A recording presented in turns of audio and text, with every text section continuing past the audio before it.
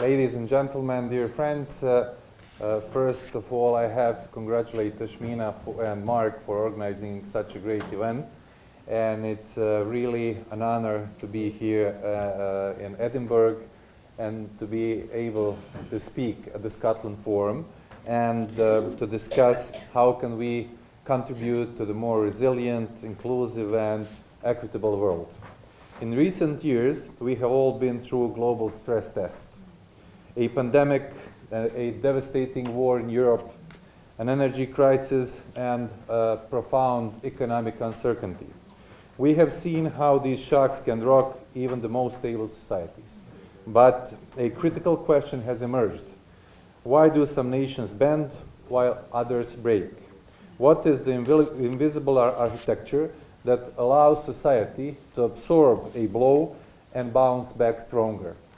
Some might point to GDP or military strength, but today I would like to offer a little different perspective. I believe the resilience of a nation depends on the strength of its social immune system. Like the human body, society's immune system is its capacity to resist and recover from shocks. A healthy one can fight off the viruses of misinformation and extremism. It can heal the wounds of an economic recession. But when it's weakened, it becomes vulnerable to chronic disease. And the condition that weakens this system more than any other is deepening inequality. Some of you may have heard me speak before about the fragmentation of our world. But today I want to reframe that problem not as an external threat, but as an internal weakness. So let us look at the symptoms. First, there's a chronic economic fatigue. For millions, the promise of progress feels broken. They work harder, yet their security diminishes. Young people look to a future with more uncertainty than their parents had. This isn't just a matter of numbers. It's hollowing out the dynamism and hope. An economy where only few are thriving is not a strong economy. It is an economy with pre-existing condition. This leads us to a second symptom, social inflammation. Inequality creates an us versus them society. Inequality, it pits regions, generations, and communities against each other. It is a consequence of division. Former Prime Minister of Scotland yesterday talked about this. He talked about the division yesterday. This is the constant state of inflammation. It makes impossible to build consensus. We cannot tackle grand challenges like climate change or technological disruption when our social fabric is undermined by resentment and division. And finally, we see an autoimmune response, a deep-seated mistrust between citizens and their institutions begin to see each other as adversaries. When people believe the system is not working for them, they literally disengage. They become prone to political viruses and promise of easy cures, but which deliver only poison. This is the most dangerous stage where the political body begins to attack itself. So what is the prescription and how can we strengthen this social immune system? It requires a deliberate, long-term wellness plan. First, we must invest in our shared defenses. High-quality education, public education, accessible healthcare, and modern green infrastructure are not costs in the income statement. They are the essential antibodies that protect our entire society.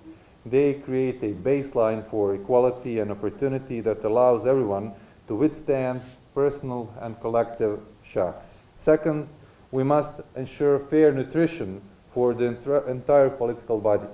This means an economy built on fair wages and a tax system where everyone, especially the wealthiest, pays their fair shares. It means supporting small businesses, which are lifeblood of our communities. When prosperity is shared, our entire system becomes more robust, more dynamic, and better fed. And third, we must restore trust in healers. Our public institutions must be beyond criticism. This requires radical transparency and unwavering accountability. When citizens see that the rules apply to everyone, that corruption has consequences, and that their voices matter, they begin to trust the system again. I speak from the experience of a nation that had its immune system completely destroyed.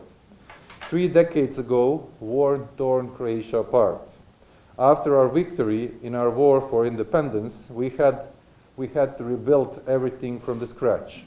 The recent crisis, the pandemic, unfortunately 2 devastating earthquakes Croatia had in 2020, and energy crisis were a massive stress test on our new system we had built. We passed that test. Our economy grew, our society held together, and our credit rating was now upgraded to A- level by all 3 major credit rating agencies. Croatia last year had one of the highest GDP growths in European Union. It was 3.8 GDP growth, and our unemployment rate currently is below 5%. All of that happened because we spent years making foundational investments.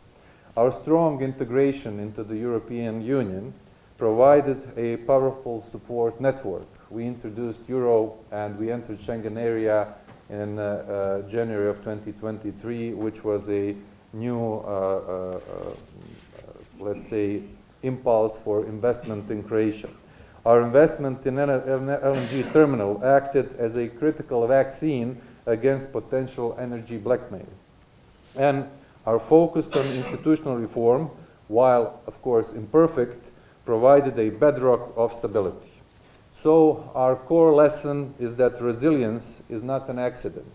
It is the outcome of society that is equitable, inclusive, and built on trust. Ladies and gentlemen, here in Scotland and across Europe, I believe that our task is the same. We must stop treating inequality as a side issue and recognize it as a central threat to our collective health.